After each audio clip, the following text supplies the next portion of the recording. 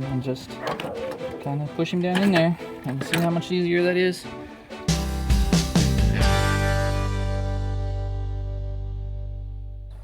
Alright, well, welcome back to another episode, BigRedFishDad. I know the videos have been a little slow lately, and it seems to be our series of threes, so we've been having some issues with the cars, and that's what we've been messing with over the last few weekends. I usually don't do car videos because, you know, you only need that when you're actually looking for something. So, but this one I thought it was worth doing. It's a guy, zero experience required. His channel has a 2008 version, and it is a couple of words here to get the alternator out. I looked up the manual, the service manual, and for Toyota, the recommended or whatever, you actually take off the whole front bumper, the radiator and fan housing and everything, even this light, and I guess this support here. Looks like a bolt up here and that, and then it'll come out of the front. We did it his way yesterday because we thought it was the pulley, but we could not get the pulley off even with one of those tools. So we just decided to replace the whole alternator, and that way we don't have to worry about it. This fan has 360,000 miles on it, so it could be the alternator. Anyway, what I've ended up finally doing is this. The issue was, if you'll watch his video, is these two oil cooler or whatever they are, I don't know what they are, but there's two little hoses that come right here, and it's still a little bit hard to get out of here now, but a whole lot easier. We did it the other day, and I was getting really frustrated. Took us almost 2 days to work on it. But if you remove these, and basically you got to take, can you see that? Yeah, you got to take this bolt and then the one on the other side off, and then you can lift this up, and then there's just a bolt hole right here, and then there's one right here underneath that holds this whole line assembly in. And if you remove that and those two bolts, I just have this in there to kind of keep it from coming back this way because the pressure wants to put it back there. So one of the bolt holes is right there, and then it lines up. Then two hoses come out right here, which makes it really hard to get out. But between his video and removing this, that's just a few extra bolts, it makes it a whole lot easier. All I had to do was turn it upside down and then pull it out. I'll try to show you how to put it back in, but that's basically what I'm going to do. I'm going to point it down and put it out there. I also have to change the idler pulley because it's really making that rattly noise. So I'm changing that out right now. But take your hose off and just tuck it down, and then you'll have this pretty good little space right here to put it in there with. And hopefully that will be all that it is. But yeah, if you ever have to do one on a, what is it, a 07 to 10, or actually I think probably even the 01s. They made a change in 07, I don't know what it was, but this compartment might still be the same. But 01 to 2010 Siennas are pretty much the same. So it is a rough job to do the alternator, but actually I would do it again now. The first time I was about ready to drive it somewhere, and I just put my tools away and called it a night. So but removing this, good job.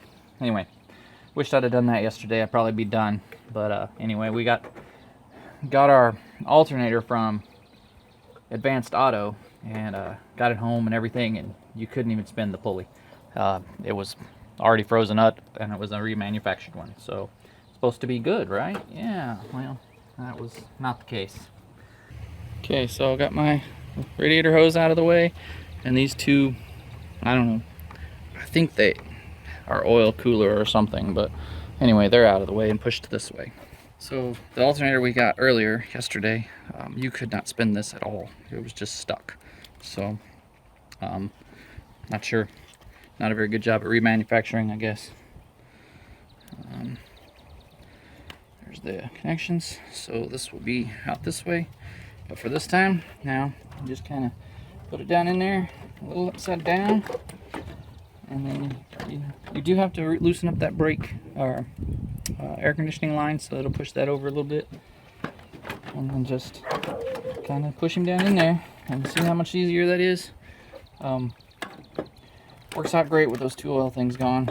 Doesn't take any time at all. Then you just kind of toss it around. One thing I forgot to do was take the bracket off the back and put it on off of the old one. I forgot to put this on, so got to get that off of there. Are you looking at my transmission? Oh, you're doing oil. Yeah, you got plenty. Hey, look who I have. Eeyore don't ever let you catch him. You got Eeyore today. Eeyore. You're a star, Eeyore. Yeah. This one don't ever let you catch him. He runs into his box. I guess today he felt like he was gonna join the family.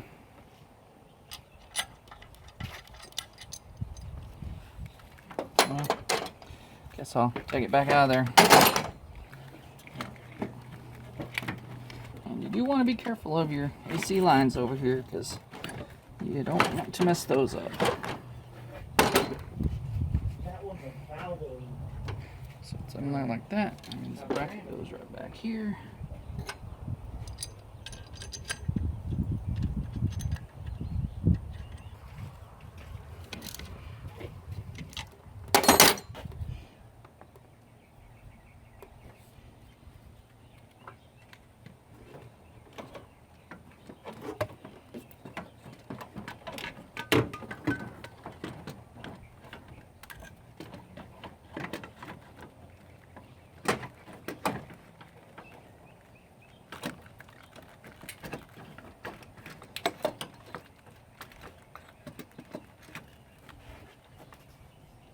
The other thing I did was tied this hose up to the bracket up here and then tried to move all these wires over to the right just to get them out of the way and you don't have to worry about them. It's just a matter of bolting everything back and plugging it all in. So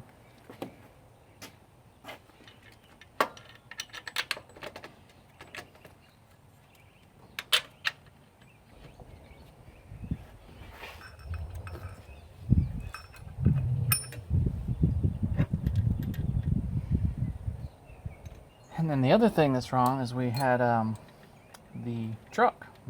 My white truck. It's been a great truck, no problems, never issues, nothing. Came out one morning to go to pick and pull and get some parts, and it just would not start. It ended up being the crankshaft sensor. Got that fixed, and then transmission went out on it. That same day, we were driving down the road, so not sure what happened with it, but no transmission either. So we're gonna get to do a transmission. Never done one before. Probably wouldn't try it in anything but that truck. It's, you know, V6, small motor, plenty of space, rear-wheel drive. So not like this. I'd never try it in a front-wheel drive vehicle unless you know what you're doing, because it'd be hard. And can't get that bolt down there. So I'm going to put this one up.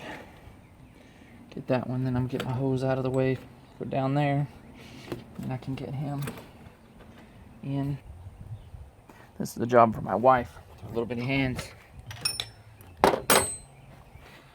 She is really good about running to the store and getting all my stuff, though. That way I don't have to stop and clean up a little bit. I mean, it was good timing, too, because as soon as she got home, I was ready to put it in. So that was good. Work as a team, right? Alright, well thanks for watching. Alternator all installed. Still not charging the battery. Probably my own fault. A little hint for the next video, always unplug your negative battery cable. Anyway, check out some of the other videos on the channel and stuff. I'll have the final fix here shortly. In a day or two I'll get that edited and put up here. Anyway, thanks for watching. Subscribe, like, leave comments. Let me know what you like, what you don't like, what you want to see. And as always, we'll catch you in the next video.